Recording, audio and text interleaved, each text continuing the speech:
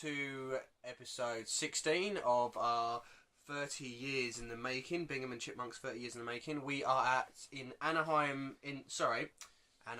We're in the Arrowhead Pond in Anaheim, California for Wrestlemania 16/2000. We have an attendance of 18,034 people. And we kick off the night with Lillian Garcia. Lillian Garcia. I'm having troubles tonight. Yeah, singing the national anthem. It's actually really good, isn't it? Yeah, it's goosebumps. Me too. Yeah. Me too. So professional, but this is a late one. Okay, and then I know that Sam's favourite bit, Chipmunk's favourite bit, just came up. We get the entrance of Godfather and D'Lo Brown with Ice-T. And do you know his job? Was he like a teacher or something? I know it wasn't an easy job. No, apparently it wasn't easy. Because pimping ain't easy, man. Pimping ain't easy, man. That's what we got for the first 5 minutes of WrestleMania. Oh my god. Yeah. But it's okay because Big Boss Man and Bull Buchanan came out and they defeated Godfather and D'Lo Brown in 9 minutes and 5 seconds. And that's all you got to say about this match, really. It's a terrible WrestleMania opener. Boss Man hits the side slam and Buchanan comes off the top rope for the leg drop for the win. I don't know how the match lasted 9 minutes and 5 seconds, to be honest. Big Boss Man and Buchanan chase the hose back because obviously if you know the Godfather, he comes out with hose. We then get to see Steph and Triple H for the first time with their titles. I would actually like to say that Chipmunk here was quite amazed at what the Godfather said before the match, where he was talking about rolling up blunts and smoking up fatties. And it wasn't like one of the commentators' lines like before. It wasn't discreet. No, this was like proper, in the middle of the ring. It was focused on him. Part of his gimmick. Yeah, so Chipmunk was amazed by that. We then get to see the referee discussing the rules for the clusterfuck that is about to happen. We have the hardcore title match in a 15-minute time limit in which multiple pinfalls can happen, and whoever happens to have the hardcore championship at the end of it is the hardcore champion. Okay, I will try and run through the contestants, the participants, and the pinfalls as quickly as possible. You better concentrate. Okay? So this is in 15 minutes.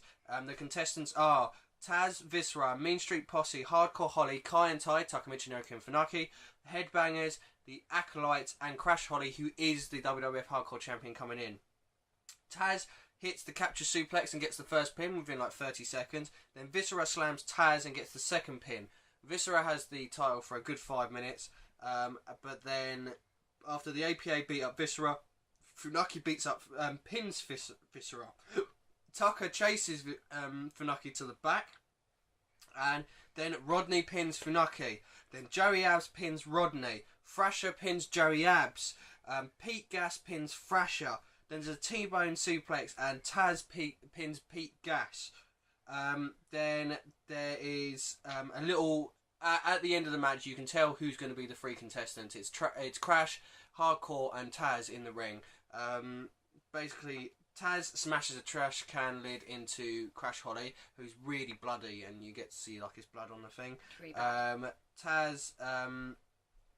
Taz was pinned by Crash, but it was very obvious that Taz kicked out. But the referee just carried on the count, and Crash Holly got the pin. Bad referee again. Very bad refereeing. Then there was a Taz mission for about 15 seconds, to which Hardcore Holly brings like a sweet jar in, smashes it over Crash Holly's head, and it actually looks like some of the glass goes into Taz's eye. I think it does actually go into Taz's eye. And then he covers it, and the ref hits the 1, the 2, then seems to stop at 3, but that counts, and Hardcore Holly wins the Hardcore title belt with like 1 second remaining. Clusterfuck. I think I have read that the ending was fucked up. They fucked up the ending. I think it was meant to be Crash Holly that wins, but they really fucked up the ending. Awful match. Even if you like your hardcore matches, they abused the fact that it was like any amount of people could be given the belt. Yeah. I mean, I think one thing that this WrestleMania teaches is they don't care about you brawling outside, because there's only one singles match, like one-on-one match in this whole WrestleMania. We then get shown WWF Fan Access, which is now a yearly thing.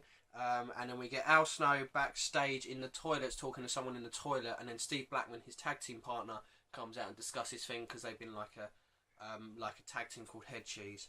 We then get to see a full frontal face thing of the debut of Trish Stratus, to which she comes out with Test and Albert. So TNA with Trish Stratus defeat Head Cheese with Chester McCheeserton in 7 minutes and 2 seconds. A man dressed as a big cheese. A man dressed as a big cheese. For some reason, I noticed this. The TNA theme song and the Head Cheese theme song was dubbed over. I don't know why. But then there was a lot of sort of blurring out of the WWF. This is censoring. The word I'm thinking of. Jerry Lawler had a great line in which he says, Chester Cheese is Chester the Molester, halfway through. Al Snow moonsaults onto the outside. Commentators even comment how bad this match is. So, there's a top rope leg drop, which looks really bad, a double top rope leg drop. But then Tess got the top rope elbow for the win. After the match, Al Snow attacks Chester McCheeserton, and Jerry Lawler says he cuts the cheese. Obviously, fart joke. And then there's a sign in the crowd that lets us know that some guy called Paul is gay. Nice to know. Mae Young is backstage with the cat, who is naked, and Mae Young it's just these puns of like holding up like some furry top, and stuff. Just stupid naked puns, really stupid puns. We get a really good promo by the Dudleys backstage in which they hype up the next match, in which they say that they're going to keep the tag team champions, and thou shalt not fuck with the Dudleys. Okay, so we're going to the next match. Edge and Christian defeating the Hardy Boys and the Dudley Boys in 22 minutes and 31 seconds in a triangle ladder match for the WWF Tag Team Championship. Amazing.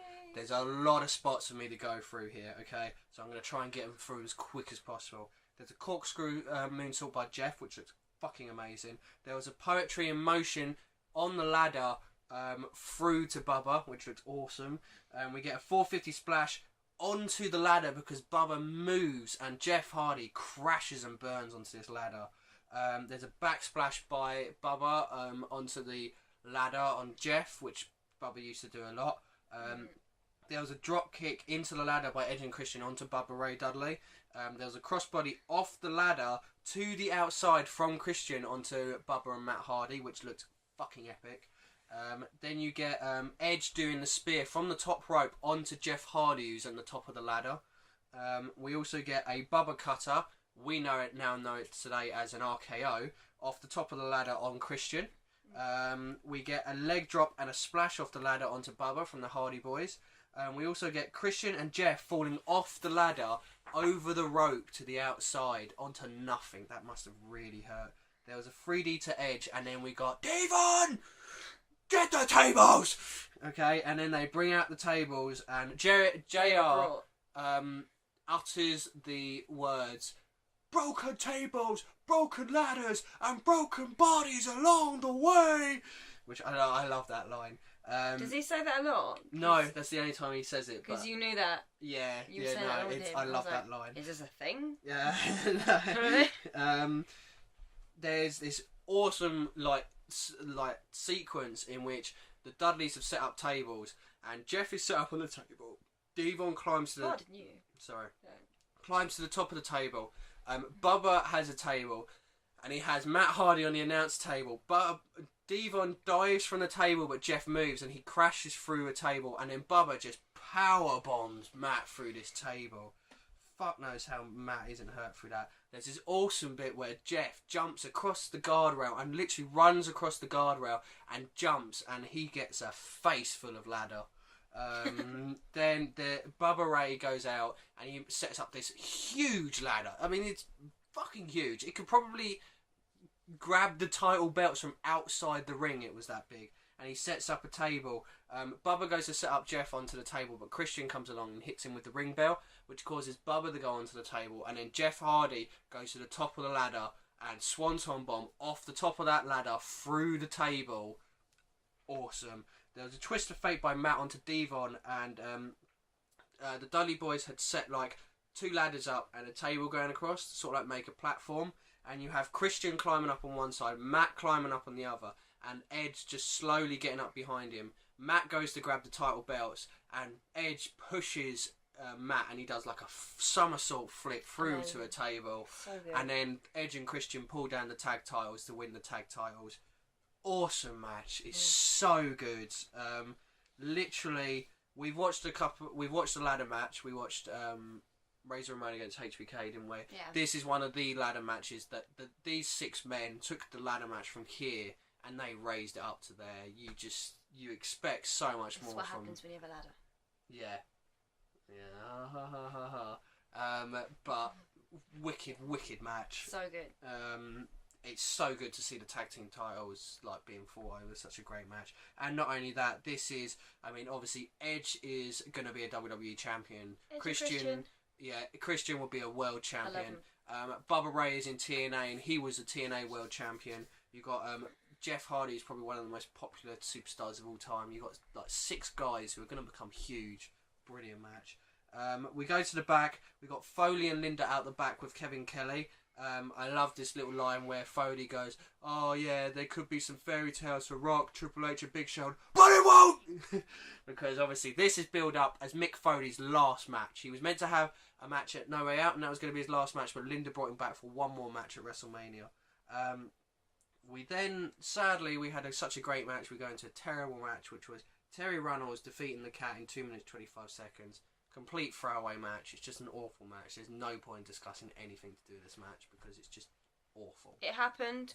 We can deal with that. Yeah. How this is on and there's no women's division match, you know. Okay. We then get a real treat. A real treat for me and a real treat for Chipmunk, even though she doesn't realise it. We get to see the Radicals for the first time. And our WrestleMania debut of Eddie Guerrero. Awesome to see Eddie. I hadn't really ever seen him before. I don't think I have seen him before this match. And obviously, he's got a massive reputation. Huge reputation. So, it's good to have a face. For those of you that know Eddie Guerrero, you know why we love Eddie Guerrero. This isn't Eddie Guerrero at his best, but basically there's a promo at the back, and this is building up to, it was going to be like a thing where Chyna and Eddie get together as a couple sort of thing. Oh. Yeah. It's like she's his mamacita. And he's Latino Heat. So it's building up to that, but at the moment Chyna's resisting Eddie. I don't know why he'd resist Eddie, he's awesome. Is this all gone by like next year? Yeah, it's gone. So we'll have to watch it. Because I think Chyna got injured. So, yeah, and then, so Eddie's talking about how much, Chyna obviously fancies him. Chyna is then shown with 2 calls saying that Eddie's being disgusting. We obviously know she doesn't mind it that much. So then we go into the next match. 2 Cool and Chyna defeating the Radicals in 9 minutes 38 seconds. Not a huge amount to say about this match. Like I said, it's hard to sort of talk. I think we were discussing this at the time, weren't we? It's hard to sort of discuss these matches when there's so many matches that aren't singles competitions. You have to concentrate on so much, and there's not a lot to really say. You can't focus on one person. Not one person generally gets like... Exactly, and I think the problem is at this moment, the Radicals, for those of you that don't know, they were big in WCW and they didn't like working at WCW, so they transferred to WWF.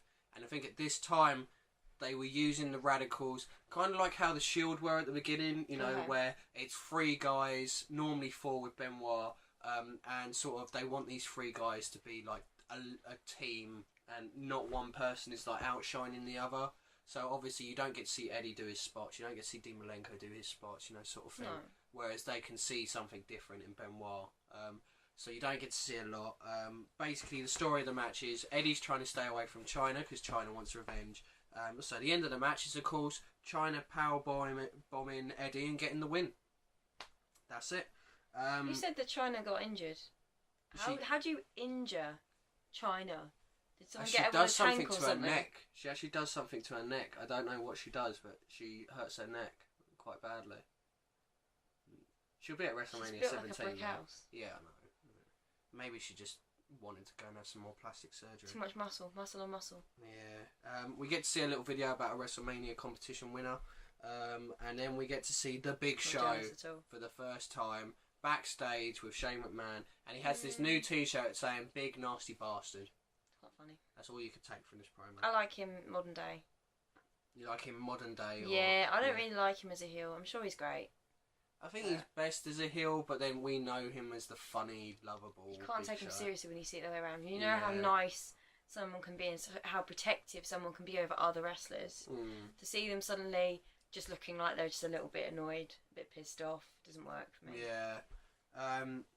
We then go into the next match. We get the entrance by Jericho, and we get a nice little promo beforehand where he calls Kurt Angle, Kirk Angel, and Chris Benoit, Mr. Roboto, and he had a nice little line where he said that these two guys are gonna be having a T-shirt that said, "I visited Anaheim, and all I got was this lousy T-shirt and a Y2J ass kicking that they'll never ever forget." And we go into the next match. The next match is actually quite complicated. It's a two fall match. Kurt Angle goes in as the European Champion and the Intercontinental Champion. The first fall will be for the European title. The second fall will be for the Intercontinental title. Okay, so remember that. We have the springboard dropkick on both Benoit and Angle quite early on from Chris Jericho. We get a really nice snap suplex from Benoit, which those of you who know Benoit, you know that snap suplex. The chops from Benoit and Jericho sound like they're fierce. Really fierce. There's a roll up by Benoit and Jericho, but Angle stops the count. There's a crossface chicken wing, which is actually Angle's finisher at this time. He's not using the ankle lock or the ankle slap by this point on Jericho, but Benoit drop kicks Angle in the face. Angle's then thrown into the ring, and Benoit flies with his famous headbutt and covers and gets the European title off Chris Jericho. This is a really cool thing, actually. This is what makes Benoit so cool. Benoit gets up, and they obviously ring the bell, and Benoit literally dives on Jericho straight away to try and get the second fall straight away. Yeah. You know, there's not a lot of wrestlers that would think of that. But obviously Angle stops the count. There's this one moment where both Angle and Jericho are on the top rope, and Benoit back suplex Jericho off, and then Angle flies with this moonsault, but Benoit moves out of the way. Yeah. Then there is Jericho. Jericho knocks down Angle, and he does like this spinning heel kick to Benoit, like really quickly. It was really nice to see. And then we get to see Jericho's finisher at this time was the double powerbomb, which if anyone's actually seen the double powerbomb, it's really impressive because a guy powerbombs, holds onto you and literally deadlifts this guy up and then power bombs him again. Yeah, which strength. A lot of strength. But then Benoit stops the count. Then Benoit comes in and does those rolling Germans that we all know, the 1, the 2, the 3, and then the other German with the bridge to go for the pin, but Angle stops it. But then we get a ref bump, to which Benoit locks in Crippler Crossface onto Jericho, which we now know nowadays as Daniel Bryan's Yes Lock. Jericho obviously taps because the referee's down. Benoit's unhappy about this and literally goes over and slaps the ref. Slaps him really hard. Go ref! Go up! You know, but then he turns into the walls of Jericho. Benoit doesn't tap, however. But then Angle hits Jericho with the title. The iPad has done a horrible autocorrect here. It says Benoit pulls Jericho oily. Yeah, I don't understand that. I think Angle goes to cover Jericho and then Benoit pulls Jericho's leg. But I don't know why it says oily. There's a missed headbutt by Benoit again, and then Jericho hits the lion salt on Benoit for the win, so he wins the Intercontinental Championship. Really good match. This is the debut of all three men, Jericho, Angle and Benoit. I'd never seen Angle or Benoit, so... Yeah, it's a great introduction. I got to see them and Guerrero in the same Wrestlemania, which is actually really good for my history. Yes, learning. 3 greats. And not only that, this match had 3 greats. This was the wrestling match of the card. There's Jericho. Always have Jericho. We then go to the backstage area in which we've got Vince, and he discusses obviously being on the Rock side and the main event. We then go over to Steph and Triple H, who discuss the main event. Then we go into a match that's, I find, storyline wise is alright. It's way too quick, okay? It's Rikishi and Kane with Paul Bearer defeating X-Pac and Road Dogg with Tori in 4 minutes 16 Forgot seconds. about that match. Okay, the story to this match is Kane and X-Pac became friends. Tori became Kane's girlfriend. Now, Tori cheated on Kane with X-Pac, and so obviously Kane and X-Pac fell out, and they're mortal enemies, and DX basically have been ridiculing Kane the whole time. Sorry. And this was meant to be Kane's sort of redemption match, okay? Now, the problem with this I have is it doesn't feel like a redemption match because it's a tag team match. Yeah, true. You know, and it doesn't feel like Kane's getting any type of revenge. It just feels like a forgotten moment. Really quickly, Kane grabs Tori to try and get some revenge. There's a stink face on Road Dogg straight away. Chipmunk loved stink face. Disgusting. I could smell it through the TV. DX start to walk out on Kane and Rikishi, but they stop them. Rikishi has this really funny moment where, if you've seen Rikishi, he's a pretty big guy, and he rolls. He does a full roll to tag in Kane. It was quite impressive to see. Rikishi goes for the stink face on Tori, but X-Pac pulls her away. But then Bearer pulls Tori into the ring, and Kane throws her into the corner to get a stink face. And then Kane just tombstoned X-Pac for the win. Tori's probably had worse things in her face. In her mouth. Yeah. Then a chicken comes out. You know, the chicken that's been in the last 2 videos. Standard. Yeah. Too Cool come out and they do their dance with the chicken. Like a gimmicky match. Yeah. Well, surely that was the Cat and Terry Runnels? You'd think. Surely. Kane then goes to attack the chicken, but Pete Rose comes up from behind and goes to attack him with a baseball bat, to which Rikishi stops him, and Kane chokeslams Pete Rose and then sets him up for the stink face. And there you go. That's that match over with. We got to see what happens at the end of the match. What's that? Yeah, the Too Cool dance. Yeah, that was with the cool. Chicken. The chicken. Yeah. It was awesome. We then get something that is always amazing. The Rock promo before his match. Okay. I tried to write down as much as this promo as I possibly could. I literally in note form. But The Rock, he goes, he builds up. So he goes, it's been 12 months. You know, after every interview, after every win, after every loss, after every pedigree, after every chokeslam, after every mandible claw, The Rock is here to say, finally, The Rock has come back to WrestleMania. And then he basically goes on. He's going to sweat. As long as he's got every sweat to spill, as long as he's got every shred of blood to give, he's going to lay up the smackdown for the millions and millions of The Rock's fans. Because tonight is the night he's going to be the new WWF champion. If you smell what The Rock is cooking. Great promo. I say this all the time. You keep saying it. I don't know. I can't guess because I can't. Chicken? Chicken, bacon, pizza. I don't know. Doing that. Oh, no. I was hoping you was going to say, I keep saying it, but The Rock just keeps getting better at his promos. Well, he does. Yeah, you are right. Awesome promo. What a way to sort of get you ready for this main event. See, before he actually started speaking, I went to you and I actually uttered the words, is this going to be a good promo? And before I kind of just went, I've answered my own question. It's just The Rock just gets better and better when just he give him promos. a mic. Yeah, he's so good. He's so good. And I tell you what, the last WrestleMania we got to see a few cheers for The Rock. The crowd went mental for The Rock's entrance. Completely mental. There's a lot of Foley signs there, but literally everyone is for The Rock. We then go into the main event, which is the Four Corners elimination match. Triple H, Rock, Mick Foley, Big Show, each McMahon in each corner. Rock's got Vince, Big Show's got Shane, Mick Foley's got Linda, Triple H's got Stephanie. Background to this match really quickly because it's really convoluted. Okay, Mick Foley wanted to win the WWF title from Triple H, but Triple H always found a way to somehow beat Mick Foley. He beat him in a street fight at the Royal Rumble, and then Mick Foley went, right, screw you, I'm going to face you at No Way Out in a Hell in a Cell in which if I beat you, I become WWF champion. If I lose, I have to retire from wrestling. Triple H beat Mick Foley in a really good Hell in a Cell match. Yeah. So Mick Foley had to retire.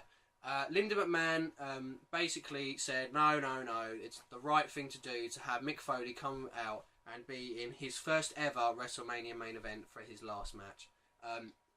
On the Yeah, I guess. Yeah, it's a shame it's not a one-on-one match. Like, he was retired. He was, like, put out of wrestling. But I guess if you have to go out, then a main event WrestleMania isn't a bad way. But like you say, didn't he deserve more than that? Yeah, I think he did. Didn't he deserve, like, a one-on-one with... I don't know who would be best. I mean, Stone Cold wasn't there. No, Stone Cold's injured. Undertaker's injured for this WrestleMania. But on the other half of this match, Rock and Big Show were in the Royal Rumble. Rock eliminated Big Show, but it turned out that his feet touched the floor first. So that meant that at No Way Out, they had a match in which the winner goes on to WrestleMania. Big Show cheated to beat The Rock. So obviously there was a big hoo-ha. Rock managed to get back into the WrestleMania event. Whilst this is all going on, Triple H and Steph are using the Man Helmsley era to sort of like dominate WWF TV. And Vince, basically it was meant to be Steph and Shane were taking over, and Vince and Linda as the parents were trying to curb them in. But then Shane fell out with Steph, Vince fell out with Linda, and Vince McMahon basically promised to get the family together at this WrestleMania. Yep. So, this WWF Championship match, Big Show dominated really early on, and then there was that horrible spot that we spoke about in the last video in which Foley's on Show's back and Show just flattened down, and like we said in the last one, I know Vader broke a few ribs. Foley actually sold the ribs like for the rest of the match. So good on you, Foley. All three men gang up on Show. Foley and Triple H go to the outside, in which Foley gets a chair and starts beating up Triple H with it. Foley then hits Big Show with the chair, which then goes into the rock bottom. 1, 2, 3, and Big Show's out. He's eliminated. First one eliminated. Then Triple H tries to talk Foley into ganging up on the Rock, but Foley refuses. Rock looks like he is going to gang up with Triple H, but then he takes down Triple H. Rock and Sock Connection are together.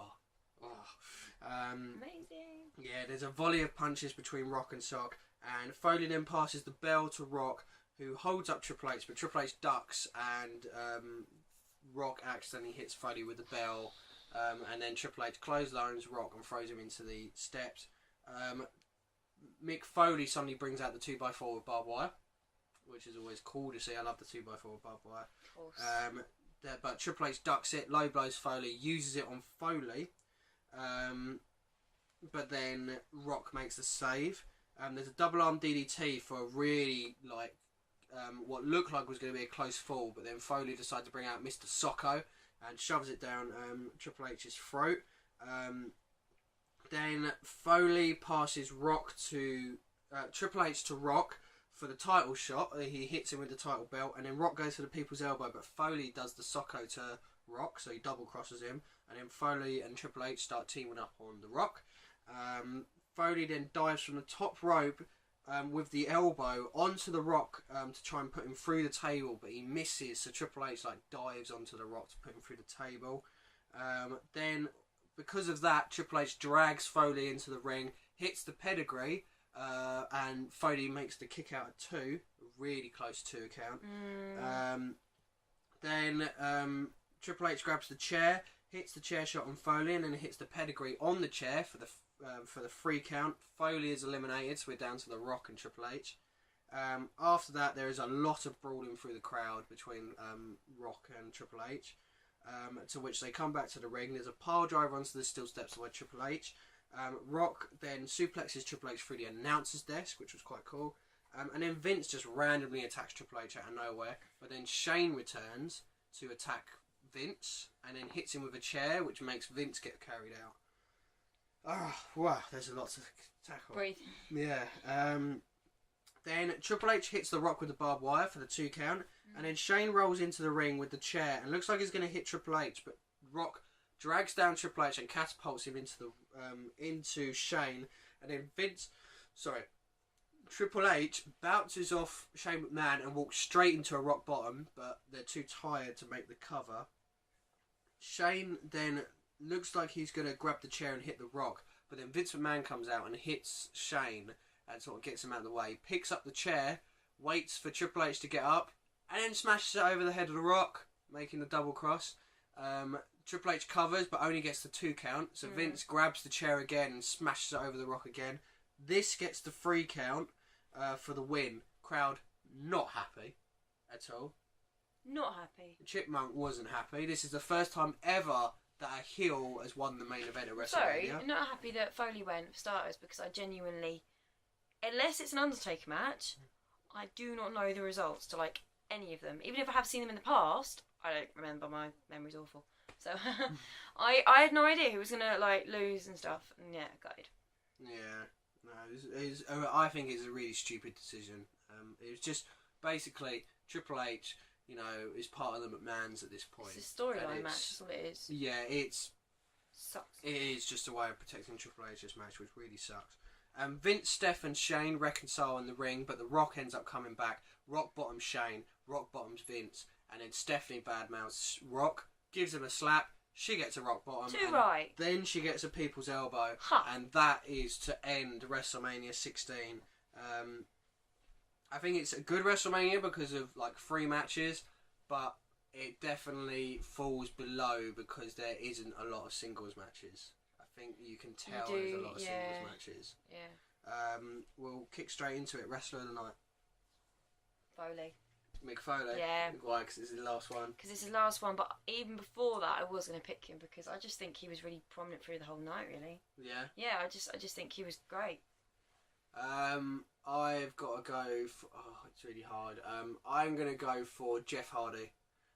Okay, I can see why. There's a lot of bumps in that match, and I think Jeff Hardy takes the brunt of a lot of them. He gets the ladder in the face, the swanton bomb at the end. So definitely him. Let's do match tonight. It would have been, I don't know, main event was almost, but I think it was the ladder match. Yeah, it was just awesome. Same here. I think nothing looks past the ladder match in this. It's amazing. It's so good. It's just. I mean, in the last one we were starting to see the Attitude Era. This is big time Attitude Era, isn't it? Yeah. It's, you wouldn't see this today at all.